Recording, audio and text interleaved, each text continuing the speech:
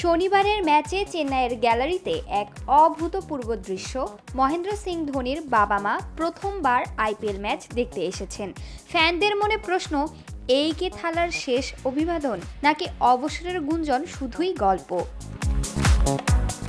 পরিবারের উপস্থিতিতে গুঞ্জন তুঙ্গে, এই ম্যাচেই ঘোষণা করবেন অবসর। কিন্তু ম্যাচ শেষে কিছুই হয়নি, বরং কোচ স্টিফেন ফ্লেমিং এর কথায় জল্পনার আগুনে পড়ল পানি।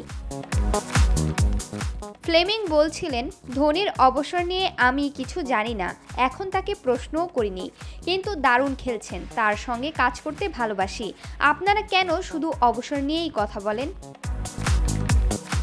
চেন্নাইয়ের হারের স্ট্রিক আর ফ্যানদের ক্ষোভ, বিজয় শঙ্করের স্লো স্ট্রাইক রেট এবং ধোনির ইনিংসের গতি নিয়ে চাপ। কিন্তু ফ্লেমিংয়ের ব্যাখ্যা, পিচ দ্বিতীয়ার্ধে সহজ হয়, তাই টস জিতে ব্যাট করতে নামেন। বিজয়ের টাইমিং ছিল অসাধারণ।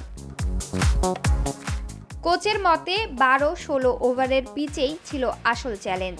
কিন্তু প্রশ্নটা এখনও ধোনির ভবিষ্যৎকে ঘিরে। 2024 আইপিএল কি শেষ দেখা হবে থালার? ফ্লেমিং স্পষ্ট, চেন্নাইয়ে ধোনির প্রভাব এখনও অটুট।